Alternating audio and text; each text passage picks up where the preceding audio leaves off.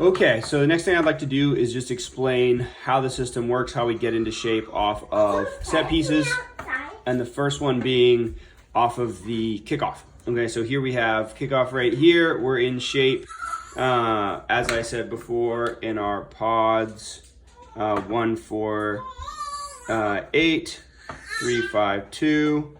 These are our kind of link extra guys. Wide attack in the A channel, all our odd numbers. Just a minute, Davey. Wide attack in the C channel, all our even numbers, okay? And then let's just say the ball gets kicked to right here. Ball gets kicked right here. So here, second phase, 1, 8, and 4.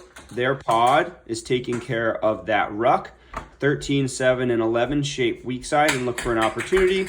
We've got 3, 2, and 5. They get in close off in this version. They decide that we're not playing off 10 in this version. We could if we wanted to, but we're not here. They offer their pod shape. So we got 2 options here and here. And then we've got this wide attack getting set over here.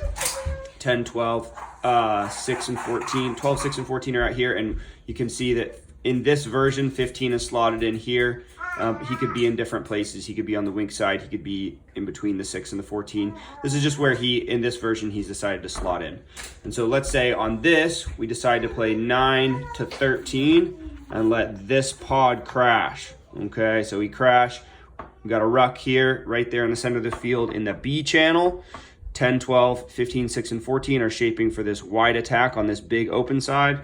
8, 1, and 4 are working to reshape to give an option weak side. And here, 13, 7, and 11 are staying on their weak side. We've got enough numbers out here. These guys are staying over here for now. It keeps things really simple. There are kind of more advanced versions in which different things might happen, like maybe the 13 would run over here and work with these guys, or maybe we try to create a situation in which this guy was an option, maybe like the 13 was behind and the 7 and 11, he could get a pass from the 9 behind this forward pod and then go out wide. But I want to keep things simple for now. Those are kind of potential additions. But just simply speaking, we got one option left, one option right. All right, and then let's say 9 plays the ball to 10. 10, we start moving the ball out wide. Okay, revealing. Let's say 9 passes to 10, maybe 10 goes to 12, to 15 goes to 6, 6 crashes, and we end up with a ruck here. Ideally, it's once again keeping things simple. I've had the 12 enter this ruck so that, especially when we're coaching younger players and when we're first introducing it and we want to eliminate too much confusion, this is nice and easy to tell them. Basically 12, 6, and 14, if they all know, anytime anybody in your pod takes the ball in, you are rucking, okay? There are exceptions to that where maybe 15, it would be better if 15 hit the ruck and 12 stayed out, but we're keeping things simple. We got young players, keeping things simple. 12, 6, and 14 all know anytime anybody in their pod crashes, they're rucking. So these guys are all in the ruck. We know we have 3 guys, a ball carrier, and 2 ruckers in every ruck. If 12, 6, 14, 3, 5, 2, 8, 1, 4, and 13, 7, 11 all know anytime any of their buddies enter a ruck, they have to be in that ruck also. All right. So we've got this crash happened. 15 is kind of making his way over here in this version. I put that little arrow. But 3, 5, and 2 have now reshaped into this pod. 8, 1, and 4. We don't want kids running around unnecessarily.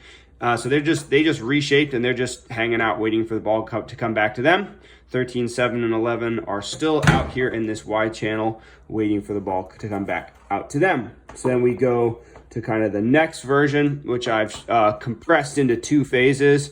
Let's say 9 in this version passes to 10, 10 passes to 3, 2, 5, and they crash, and that's our first B channel ruck. And then from the base of that ruck, our 9 passes to this 8, and they crash here again. And then our 9's here, and we're ready. We got the 10 here. He's slotted in as these forwards are doing their thing. That first receiver, 13's always been here. 15 decides to poke in between the flanker and the 13. That's where he likes to be. He could be somewhere else. It doesn't really matter. 7 and 11 are out here waiting, and we're ready to go. And we've got this. Wide attack is ready to go on the other side. So that would be a basic example of how we could get into shape and what we could look for. And just to be clear, it's already pretty obvious from seeing this, but our basic idea in this, our basic phase sequence, it doesn't matter where we start. Let's say we start with an A attack in the A channel, then it's B channel, C, our wide attack, and then back to B channel, back to A attack, B channel, C attack, and it just goes on infinitely. It just goes on infinitely until either we score a try or we lose the ball. And that's a basic shape with no exceptions. There are obviously things that we could try to do, like going back weak side, or skipping a forward pod, or doing various clever things. But this is just like our basic systematic play. And it makes sure that we're attacking the field, we're trying to compress the defense and then move the ball out wide. So that's example off of a kickoff.